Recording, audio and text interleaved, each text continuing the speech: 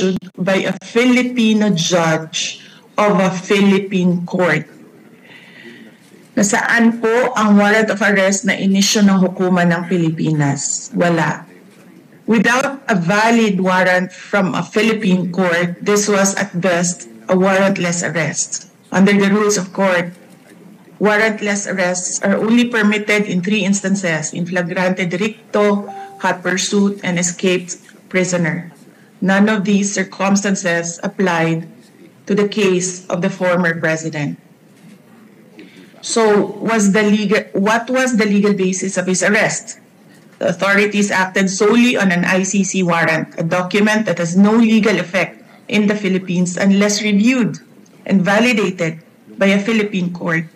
In fact, even assuming without conceit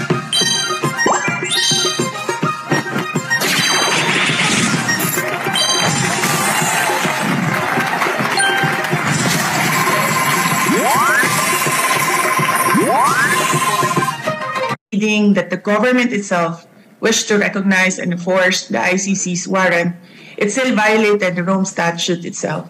Even by ICC standards, the former president should have been brought before a Philippine judge to determine the validity of his arrest before he was handed over to a foreign court.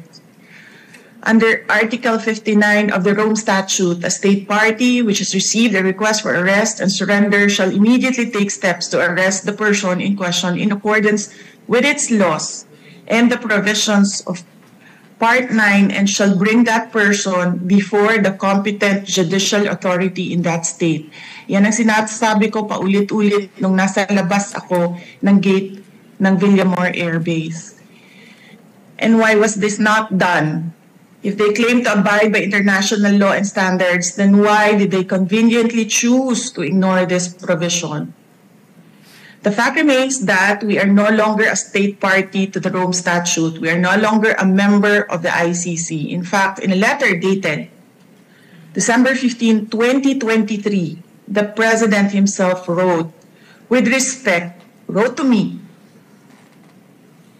with respect to your concerns, legal or otherwise, on the investigation to be conducted by the International Criminal Court into the previous administration's war on drugs, I remain steadfast in my resolve that the jurisdiction of the ICC over the Republic of the Philippines after the effectivity of its withdrawal therefrom is very much in question.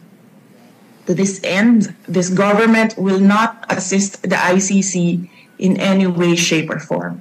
So if the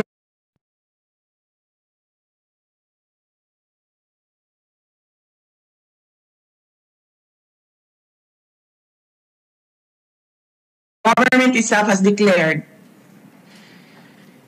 non-cooperation with the ICC, why did the PNP violate this very policy and enforce a foreign warrant? Even granting for the sake of argument that we have some duty to cooperate with either the ICC or Interpol, does that duty override the fundamental rights of every Filipino enshrined in our Constitution? What happened on March 11, 2025 is not just about one man. It is about all of us. It is about the country. If a former president can be taken without due process, what stops them from doing the same to any other Filipino? Therefore, we must dare to ask more questions. Under whose authority did the PNP act? Why did they enforce a foreign warrant without a Philippine court order? Why didn't they at least bring PRRD before a judge, as required by the Rome Statute itself? Even more disturbing is the silence of the armed forces of the Philippines.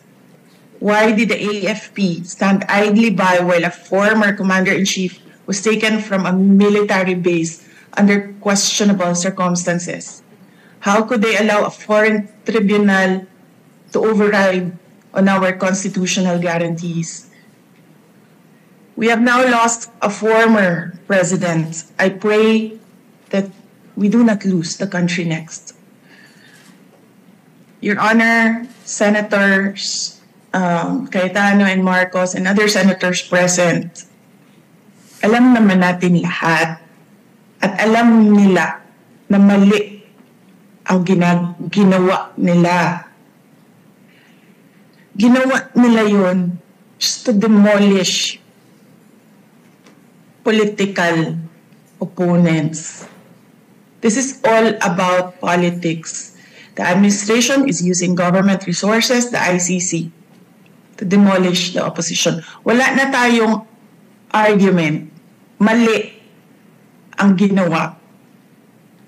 Ang tanong ngayon, ano ang gagawin natin para maibalik ang dating Pangulo sa Pilipinas? Kasi nag-iisa ako ngayon dito na gumagawa ng paraan para maibalik ang ating dating Pangulo sa ating bayan. Thank you.